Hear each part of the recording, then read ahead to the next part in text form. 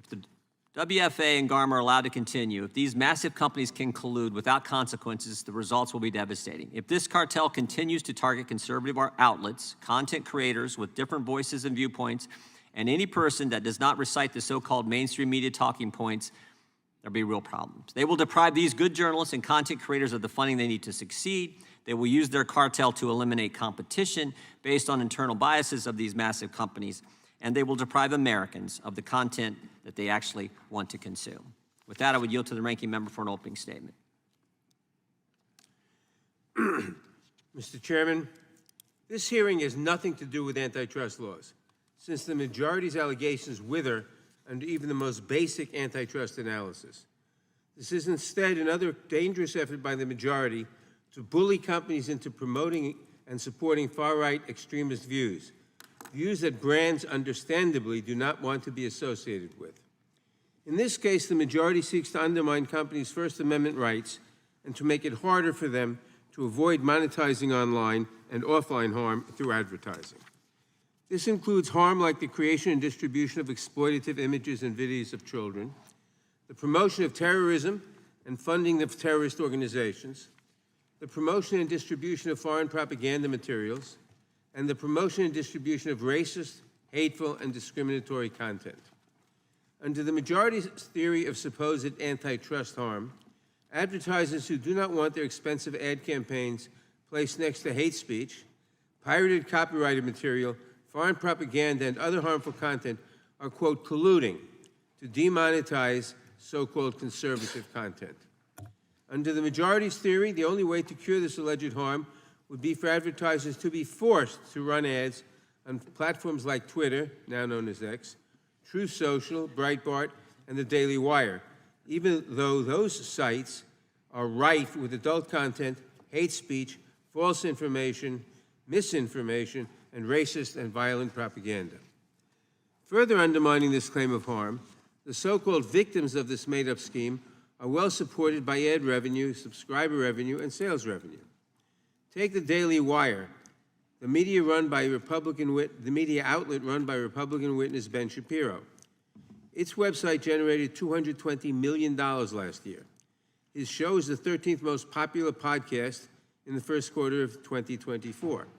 His website has over 15 million followers across his main social media handles, including on sites that are members of the Global Alliance for Responsible Media, known as GARM, the target of today's hearing.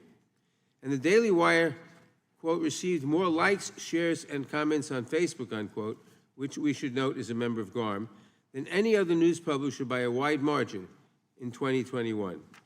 And even the video in which Mr. Shapiro claims to be the victim of global advertising organizations was itself supported by advertising revenue and is available on YouTube, a member of GARM. This hardly sounds like the victim of a conspiracy to suppress content. But Mr. Shapiro's content is not alone.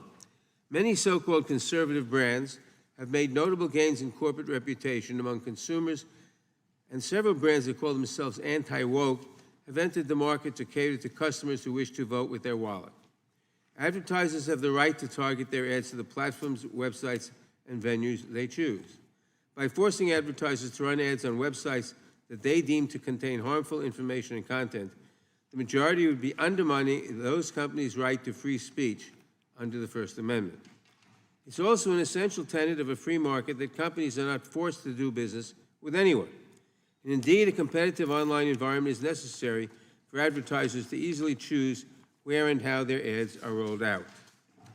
Historically, this committee has worked hard to protect consumers, ensure a free and fair market, and push back on corporate abuse, greed, and malfeasance. We advanced bipartisan bills to combat market concentration, from online platforms to drug pricing. We did all this because we took our job seriously, to protect competition in the marketplace. We understood the unique importance of the federal antitrust laws, not as a weapon to use against our political opponents, but as an essential component of the American social contract. Unfortunately, this majority has picked a different direction. Under the direction of the chair, the committee is abusing its oversight authority. The Republicans are so committed to the belief that conservative content, in quotes, is being censored, despite all evidence to the contrary, that they will do anything to undermine the efforts of platforms to moderate their own content, which the Supreme Court recently affirmed is an exercise of their First Amendment rights, governments to communicate with platforms about security threats, online and offline crime and terrorism, and mis- and disinformation that threatens our nation's health and democracy, and companies to choose where and how to advertise their products. This hearing is the result of a 15-month investigation that has resulted in over 37 productions to the committee of more than 175,000 pages and one transcribed interview. I can only assume that the reason the majority has not asked GARM, the main target of this investigation, to send a witness here today is that the majority knows there is no evidence to support their claim of wrongdoing. Their investigation was not designed to uncover unlawful behavior because they knew there was none.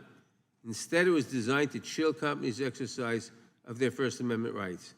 It was designed to make companies afraid to speak to each other about the real connection between the online monetization of criminal and harmful content and the funding of offline harm.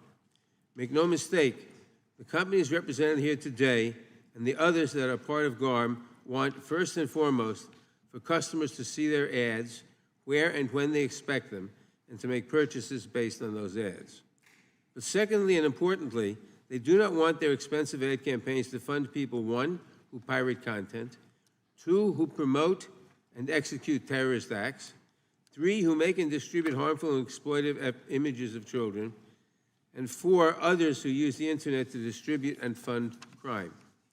Republicans are so determined to prove their conspiracy theory that conservative content is being censored that they will do anything, including launching a fruitless and harmful investigation to bully companies that do not hold their views.